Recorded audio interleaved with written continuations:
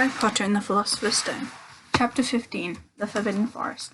Things couldn't have been worse. Filch took them down to Professor McGonagall's study on the first floor, where they sat and waited without saying a word to each other. Hermione was trembling. Excuses, alibis, and wild cover-up stories chased each other round in Harry's brain, each more feeble than the last. He couldn't see how they were going to get out of trouble this time. They were concerned. How could they have been so stupid as to forget the cloak? There was no reason on earth that Professor McGonagall would accept their being out of bed creeping around the school at the dead of night, let alone being up the tallest astronomy tower, which was out of bounds except for classes. Add Norbert and the Invisibility Cloak, and they might as well have been packing their bags already. Had Harry thought that things couldn't have been worse, he was wrong. When Professor McGonagall appeared, she was leading Neville. Harry, Neville burst out, the moment he saw the other two. I was trying to find you to warn you. I heard Malfoy saying he was going to catch you. He said you had a drag. Harry shook his head so violently to shut Neville up, but Professor McGonagall had seen. She looked more likely to breathe fire than Norbert, as she towered over the three of them. I would never have believed it, any of you. Filch says you were up in the astronomy tower. It's 1 o'clock in the morning. Explain yourselves. It was the first time Hermione had ever failed to answer a teacher's question. She was staring at her slippers as still as a statue. I think I've got a good idea what's been going on. It doesn't take a genius to work out, said Professor McGonagall.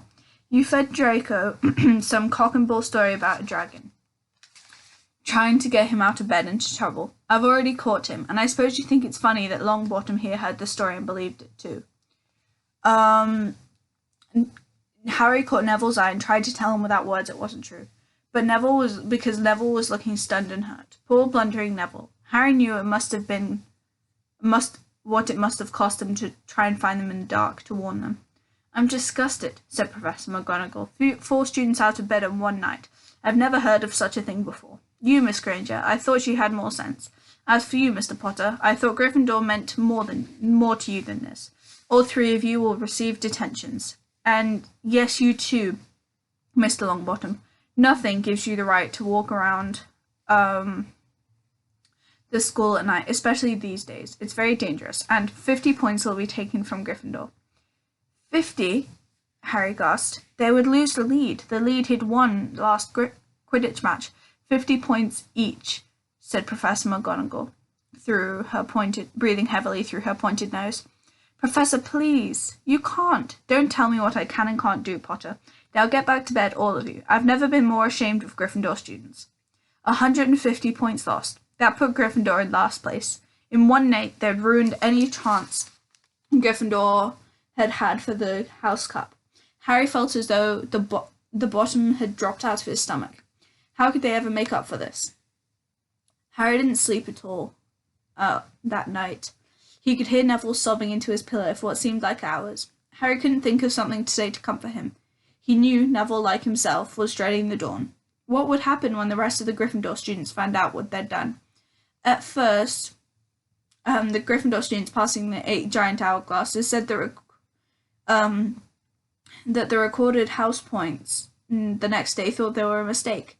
How could they have suddenly have 150 points fewer than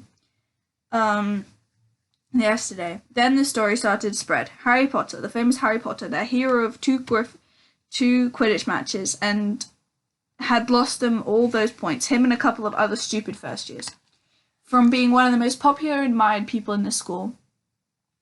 Harry was suddenly the most hated. Even Ravenclaws and Hufflepuffs turned on him, because everyone had been longing to see the Slytherins lose the House Cup. Everywhere Harry went, people pointed and didn't trouble to lower their voices as they insulted him. The Slytherins, on the other hand, clapped as he walked past, whistling and cheering. Thanks, Potter, we owe you one. Only Ron stood by him. They'll all forget it in a few weeks. Fred and George have lost loads of points here, all the time they've been here, and people still like them. Have they ever lost 150 points in one go, though, have they? Said Harry miserably. Well, no, Ron admitted. It was a bit late to repair the damage, but Harry swore to himself not to meddle in things that weren't his business from now on. He'd had it with sneaking around and spying. He felt so ashamed of himself, he went to Wood to offer to resign from the Quidditch team. Resign, Wood thundered. What good'll that do? How are we going to get any points if we can't win at Quidditch? But even Quidditch had lost its fun. The rest of the team wouldn't speak to Harry during practice. If they had to speak about him, they called him the Seeker. Hermione and Neville were suffering too. They didn't have as bad a time as Harry, but because they weren't known as well. But nobody would speak to them either. Hermione had stopped drawing attention to herself in class and kept her head down and working in silence. Harry was almost glad that the exams weren't very far away. All the revision he had to do kept his mind off his misery, while he, Ron, and Hermione kept to themselves, working late into the night, trying to remember the ingredients in complicated potions, learn charms and spells off by heart, memorize dates of magical discoveries and goblin rebellions. Then, about a week before the exams were due to start, Harry's new resolution did not interfere in anything that didn't concern him was to put to an unexpected test. Walking back from the library on his own one afternoon, he heard someone whimpering in the classroom up ahead. As he drew closer, he heard Quirrell's voice. No, not again, please. It sounded as though someone was threatening him. Harry moved closer. All right, he heard Quirrell sob. Next minute, Quirrell came hurrying out of the classroom, straightening his turban. He was pale and looked as he was about to cry. He strode out of sight. Harry didn't think Quirrell had noticed him. He waited until Quirrell's footsteps had disappeared, then peered into the classroom. It was empty, but a door stood ajar at the other end. He was halfway towards it when he remembered what he had promised himself about not meddling. At the same time, he'd have gambled 12 Philosopher's Stone that Snape had just left the room, and from what Harry had just heard, Snape would be walking with a new spring in his step when Quirrell seemed to have given in at last. Harry went back to the library, where Hermione was testing Ron on astronomy. Harry told them what he'd heard. Snape's done it, then, said Ron. If Quirrell's told him how to break his anti-dark force spell. They're still fluffy, though, said Hermione. Maybe Snape's found out how to get past them without asking Hagrid, said Ron, looking up at the thousands of books surrounding him. I bet there's a book about it in here, telling you how to get past the giant three-headed dog. So, what do we do, Harry? The light of adventure was kindling again in Ron's eyes, but Hermione answered before Harry could. Go to Dumbledore. That's what we should have done ages ago. If we try anything ourselves, we'll be thrown out for sure. But we've got no proof, said Harry. Quirrell's too scared to back us up. Snape's only got to say that he doesn't know how the troll got in at Halloween, and that he was nowhere near the third floor. Who do you think will believe us, him or us? Who do you think they'll believe, him or us? It's not exactly a secret we hate him. Dumbledore, I think we made it up to get him sacked. Filch wouldn't help us if his life depended on it. He's too friendly with Snape, and the more students get thrown out, the better, he'll think. Don't forget we're not supposed to know about the stone or Fluffy. That'll take a lot of explaining. Hermione looked convinced, but Ron didn't. If we just do a bit of poking around. No, said Harry flatly. We've done enough poking around. He pulled out a map of Jupiter towards him and started to learn the names of its moons. The following morning, notes were delivered to Harry, Hermione, and Neville at the breakfast table. They were all the same. Your detention will take place at 11 o'clock tonight. Meet Mr. Filch at the entrance hall. Professor McGonagall. Harry had forgotten they still had detentions to do, in the furore over the points they'd lost. He half expected Hermione to complain that this was the whole night of revision lost, but she didn't say a word. Like Harry, she felt they deserved what they got. At 11 o'clock that night, they said goodbye to Ron in the common room and went down to the entrance hall with Neville. Filch was already there, so was Malfoy. Harry had also forgotten that Malfoy had got detention. Follow me, said Filch, lighting a lamp and leading them outside. Bet you'll think twice about breaking a school rule again then. Won't you? He continued, leering at them. Oh yes, hard work and pain are the best teachers, you ask me. It was just a pity they let the old punishments die out. Hang you by your wrist from the ceiling for a few days. I've still got the chains in my office. Keep them well oiled just in case they're ever needed. Right, off you go. Don't think of running. It'll be worse if you don't. It'll be worse if you do. They marched off across the dark grounds. Neville kept sniffing. Harry wondered what their punishment was going to be. It must have sounded really horrible, or Filch wouldn't be sounding so delighted. The moon was bright, but the clouds scudding across it seemed to throw them into. It kept throwing them into darkness. Ahead, Harry could see the lighted windows of Hagrid's hut, and they heard a distant shout. "Is that you, Filch? Hurry up, I want to get started." Harry's heart rose. If they were going to be working with Hagrid, it wouldn't be so bad. The relief must have showed it in his face, because Filch says, "I suppose you think you'll be enjoying yourself with that oath. Well, think again, boy. It's into the forest you're going, and I'm much mistaken if you'll all come out in one piece." At this, Neville let out a little moan, and Malfoy stopped dead in the path. "The forest," he repeated. He didn't sound quite as cool as usual. "We can't go in there at night. There's all sorts of things in there. Werewolves, I heard." Neville clutched the sleeve of Harry's robe and made a choking noise. "That's your lookout, isn't it?" said Filch, his voice cracking with glee. "You should have thought of them werewolves before you got into trouble, shouldn't you?" Hagrid came striding towards them out of the dark, Fang at his heel. He was carrying a large crossbow, and a quiver of arrows hung over his shoulder. About time," he said. "I've been waiting half an hour already." "All right, Harry, Hermione." "I shouldn't be too friendly with them, Hagrid," said Filch coldly. "They're here to be punished, after all." "That's why you're late, isn't it?" said Hagrid, frowning at Filch. "Been lecturing them, eh?" "Not your place to do that. You've done your bit. I'll take them from here." "I'll be back at dawn," said Filch. "For what's left of them," he added nastily, and turned back towards the castle, his lamp bobbing away. Malfoy now turned to Hagrid. "I'm not going in that forest," he said. Harry was pleased to hear the note of panic in his voice. "You are if you want to stay at Hogwarts," said Hagrid fiercely. "You've done wrong and now you got to pay for it. But this is servant stuff. It's not for students to do. I thought we'd be writing lines or something. If my father knew what I'm doing, this is... I tell you that's how it is at Hogwarts," Hagrid growled. "Writing lines, what's that good? What good's that to anyone? You'll do something useful, or you'll get out. If your father would rather you're expelled, then you better get off to the castle and pack. Go on." Malfoy didn't move. He looked at Hagrid furiously, but then dropped his gaze. "Right then. Now, listen carefully, because it's dangerous. What we're doing tonight, and I don't want no one taking risks. Follow me over here a moment."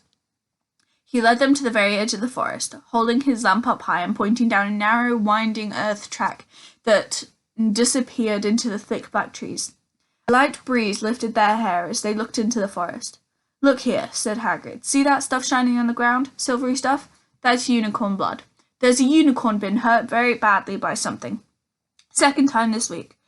I found one dead last Wednesday. We're going to try and find the poor thing, and we might have to put it out of its misery." What if whatever hurt the unicorn finds us first?" said Malfoy, unable to keep the fear out of his voice. "There's nothing that lives in the forest that will hurt you if you're with me or Fang," said Hagrid. "And keep to the path. Right now, we're going to split into two parties and follow the trail in different directions. There's blood all over the place. It must have been staggering around last night." "I want Fang," said Malfoy quickly, looking at Fang's long teeth. "All right, but I warn you, he's a coward," said Hagrid. "So me, Harry and Hermione will go one way, and Draco, Neville, and Fang will go the other. Now, if anyone wants a unicorn, if anyone finds the unicorn, we'll send up green sparks, right? Got your wands and practice now. That's it. And if anyone gets in trouble, send up red sparks, and we'll come and find you. So, be careful. Let's go." The forest was black and silent. A little way into it, they reached a fork in the path. Harry, Hermione, and Hagrid took the path to the left, while Malfoy, Neville, and Fang took the right. They walked in silence, their eyes on the ground. Every now and then, a ray of moonlight through the branches lit a spot of silver-blue blood in the fallen trees. Harry saw that Hagrid looked very worried. "Could a werewolf be killing the unicorns?" Harry asked. "Not fast enough," said Hagrid. "It's not easy to catch a unicorn. They're very magical creatures.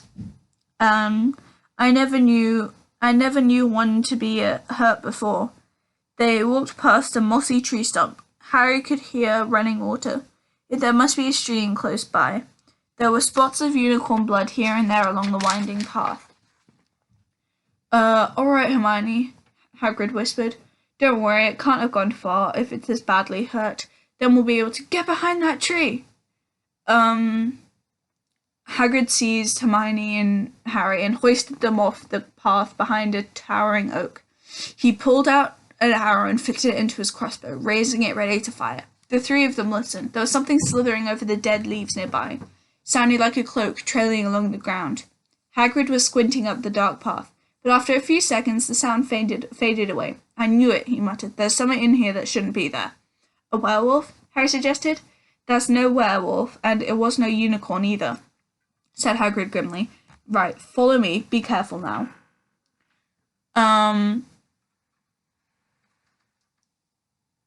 They walked more slowly, ears straining for the faintest sound. Suddenly, in a clearing ahead, something definitely moved. Who's there? Hagrid called. Show yourself, I'm armed. And into the clearing came. Was it a man or was it a horse? To the waist, a man with red hair and a beard. But below that was a horse. A horse's gleaming chestnut body with a long reddish tail. Harry and Hermione's jaws dropped. Oh, it's you, Ronan, said Hagrid in relief. How are you? He walked forward and took the centaur's hand. Good evening to you, Hagrid, said Ronan. He had a deep, sorrowful voice. Were you going to shoot me? Can't be too careful, Ronan, said Hagrid, patting his crossbow. There's something bad on the loose in this forest. This is Harry Potter and Hermione Granger, by the way, students up at the school. And this is Ronan, you two. He's a centaur. We noticed, said Hermione faintly. Good evening. Students, are you? Do you learn much up at the school? A bit, said Hermione timidly. A bit. Well, that's something. Ronan sighed. He flung his head back and stared at the sky. Mars is bright tonight. Yeah, Hagrid glanced up. Said Hagrid, glancing up too. Listen, I'm glad we've run into you, Ronan, because there's a unicorn been hurt. Have you seen anything? Ronan didn't answer immediately. He stared unblinkingly upwards and sighed again. Anyways, always the innocent are the first victims. So it has been for ages past, and so it is now, he said. Yeah, said Hagrid, but have you seen anything, Ronan? Anything unusual? Mars is bright tonight, Ronan repeated while Hagrid watched impatiently. Unusually bright. Yeah, but I was meaning anything unusual a bit nearer to home. You haven't noticed anything strange? Yet again, Ronan took a while to answer. At last he said, the forest hides many secrets. He moved in... A movement in the trees behind Ronan made Hagrid raise his bow again, but it was only a second centaur, black-haired and bodied, and wilder looking than Ronan. Hello, Bane, said Hagrid. All right? Good evening, Hagrid. I hope you're well. Well enough. Look, I've just been asking Ronan, you'd seen anything odd here lately. Only there's been a unicorn injured. Would you know anything about it? Bane walked over to stand next to Ronan. He looked skyward. Mars is bright tonight, he said simply. We've heard, said Hagrid grumpily. Well, if either of you do see anything, let me know, won't you? We'll be off then. Harry and Hermione followed him out of the clearing, staring over their shoulders at Ronan and Bane until the trees blocked their views. Never, said Hagrid irritably. Try and get a straight answer out of a centaur. Stargazers. Not interested in anything closer than the moon. How many of them are there? Asked Hermione. Oh, a fair few. Keep themselves to themselves, mostly.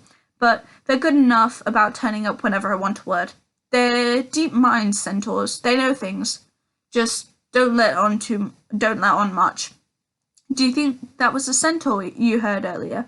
Said Harry. Did it sound like hooves to you? No, if you ask me, that's what's been killing the unicorns. Never heard anything like it before.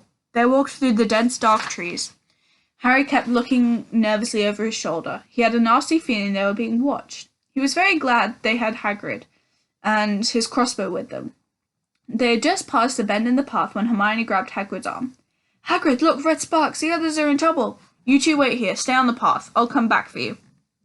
They heard him crashing away through the undergrowth and stood looking at each other, very scared, until they couldn't hear anything but the rustling of leaves around them. You don't think they've been hurt, do you? Whispered Hermione. I don't care if Malfoy has, but if something's got Neville, it's our fault he's here in the first place. The minutes dragged by. Their ears seemed sharper than usual. Harry seemed to be picking up every sigh of the wind, every cracking twig. What was going on? Where were the others? At last a great crunching sound announced Hagrid's return. Malfoy, Neville, and Fang were with him. Hagrid was fuming at Malfoy. It seemed he had sneaked up behind Neville and grabbed him for a joke. Neville had panicked and sent up the sparks. We'll be lucky to catch anything now with the racket you two were making. Right, we're changing groups. Neville, you stay with me and Hermione. Harry, you go with Fang and this idiot. I'm sorry, Hagrid added in a whisper to Harry, but he'll have a harder time frightening you, and we've got to get this done. So Harry went off into the heart of the forest with Malfoy and Fang. They walked for nearly half an hour, deeper and deeper into the forest, until the path became almost impossible to follow because the trees were getting so thick. Harry thought the blood seemed to be getting thicker. There were splashes on the roots of a tree, as though the poor creature had been thrashing around in pain close by. He could see a clearing ahead through the tangled branches of an ancient oak. Look, he murmured, holding his hand out to stop Malfoy. Something bright white was gleaming on the ground. They inched closer. It was the unicorn, all right, and it was dead. Harry had never seen anything so beautiful and sad. Its long, slender legs were stuck out at odd angles where it had fallen, and its mane spread pearly white in the leaves. Harry had taken one step towards it when the slithering sound made him freeze where he stood. A bush at the edge of the clearing quivered. Then, out of the shadows, a hooded figure came crawling across the ground like some stalking beast. Harry and Malfoy stood transfixed. The cloaked figure reached the unicorn and lowered its head into the animal's wounded side and began to drink its blood. Malfoy let out a terrible scream and bolted. So did Fang. The hooded figure raised its head and looked right at Harry. Unicorn blood was dripping down its front. It got to its feet and came swiftly towards him. He couldn't move for fear. The pain was searing in his head like it had never done before. It was as though his scar was on fire. Half blinded, he staggered backwards. He heard hoofs behind him, galloping, and something jumped clean over him, charging at the figure. The pain in Harry's head was so bad he fell to his knees. It took a minute or two to pass. When he looked up, the figure was gone. A centaur was standing over him. Not Ronan or Bane. This one looked younger. He had white blonde hair and a palomino body. Are you all right? Said the centaur, pulling Harry to his feet. Yes, thank you. What was that? The centaur didn't answer. He had astonishingly blue eyes, like pale sapphires. He looked at Harry, his eyes lingering on the scar which stood out livid on Harry's forehead. You're the Potter boy, he said. We had better get you back to Hagrid. The forest is not safe at this time, especially for you. Can you ride? It will be quicker this way. My name is Firenze, he added, as he lowered himself onto his front legs so Harry could clamber onto his back. There was suddenly a sound of more galloping from the side of the clearing. Ronan and Bane came bursting through the trees, their flanks sweating and heavy. Firenze! Bane thundered. What are you doing? You have a human on your back. Have you no shame? Are you a common mule? Do you realize who this is? Said Firenze. This is the Potter boy. The quicker he leaves the forest, the better. What have you been telling him? Growled Bane.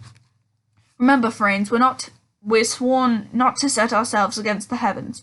Have we not read what is to come in the movement of the planets? Ronan pawed the ground nervously. I am sure Firenze has thought he was acting for the best, he said in a gloomy voice. Bane kicked his back legs in anger. For the best? What is that to do with us? Centaurs are concerned with what has been foretold. It is not our business to run around like donkeys after stray humans in our forest. Firenze suddenly reared on his hind legs in anger, so that Harry had to grab his shoulders to stay on. Did you not see that unicorn? Firenze bellowed at Bane. Did you not understand why it was killed, or why the planets have the planets not let you in on that secret?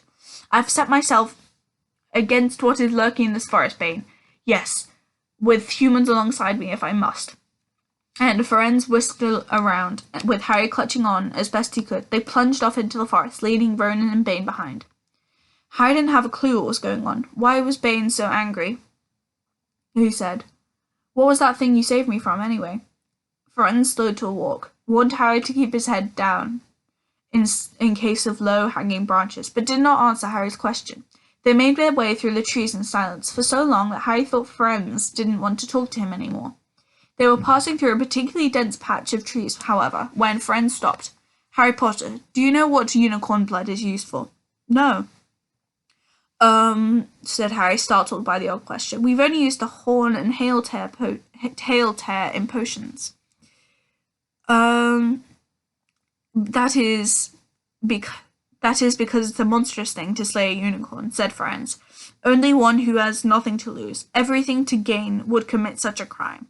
The blood of a unicorn will keep you alive, even if you are an inch from death, but at a terrible price. You have slain something so pure and defenseless to save yourself, and you will have but a half-life, a cursed life, from the moment the blood touches your lips." Harry stared at the back of Frenz's head, which was dappled silver in the moonlight. "But who would be so desperate?" he wondered aloud. "If you're going to be cursed forever, death's better, isn't it?" "It is," Ferenz added, "unless all you need is to stay alive enough to drink something else. Something that will bring you back full strength and power. Something that will mean you never die. Potter, do you know what is hidden in the school at this very moment?" "The Philosopher's Stone, of course, the elixir of life, but I don't understand who." "Can you think of nobody who has waited many years to return to power, who has clung to his life, awaiting their chance?" It was as though an iron fist clenched suddenly around Harry's heart. Over the rustling of the trees, he seemed to hear once more what Hagrid had told him the night they had met. "Some say he died. Codswallop, in my opinion. Dunno if he had enough human left in him to die." "Did you mean," Harry croaked, "that was Harry, you all right?" Hermione was running towards them down the path, Hagrid puffing along behind him. "I'm fine," said Harry, hardly knowing what he was saying. "The unicorn's dead, Hagrid. It's in that clearing back there." "This is where I leave you," Friends murmured as Hagrid hurried off to examine the unicorn. "You are safe now." Harry slid off his back. "Good luck, Harry Potter," said Friends. "The planets have been read wrongly before now, even by centaurs. I hope this is one of the wrong times." He turned and cantered back into the depths of the forest. Ron had fallen asleep in the dark common room, waiting for them to return. He shouted something about Quidditch fouls when Harry roughly shook him awake. In a matter of seconds, though, he was wide-eyed as Harry began to tell him and Hermione what had happened in the forest. Harry couldn't sit down. He paced up and down in front of the fire. He was still shaking. "Snape wants a stone for Voldemort, and Voldemort's waiting in the forest. All this time we thought Snape just wanted to get rich." "Stop saying the name," said Ron in a terrified whisper, as he thought Voldemort could hear him. Harry wasn't listening. "Friend saved me. He shouldn't have done. Bane was furious. He was talking about interfering with what the planets have to say. They must show that Voldemort's coming back. Bane thinks Ferenz should have let Voldemort kill me. I suppose that's what's written in the stars as well." "Will you stop saying the name?" Ron hissed. "So all I've got now is to wait for Snape to steal the stone," Harry went on feverishly. "Then Voldemort will be able to come back and finish me off. Well, I suppose Bane'll be happy." Hermione looked very happy, but she had a word of comfort. "Harry, everyone says Dumbledore is the only one that you know who's ever afraid of. With Dumbledore around, you know who won't touch you. Anyway, who says the centaurs are right? Sounds like fortune-telling to me. And Professor McGonagall says it's a very imprecise branch of magic." The sky had turned light before they stopped talking. They went to bed exhausted, their throats sore, but the night surprises weren't over. When Harry pulled back his sheets, he found his invisibility cloak folded neatly underneath them. There was a note planted into it, just in case.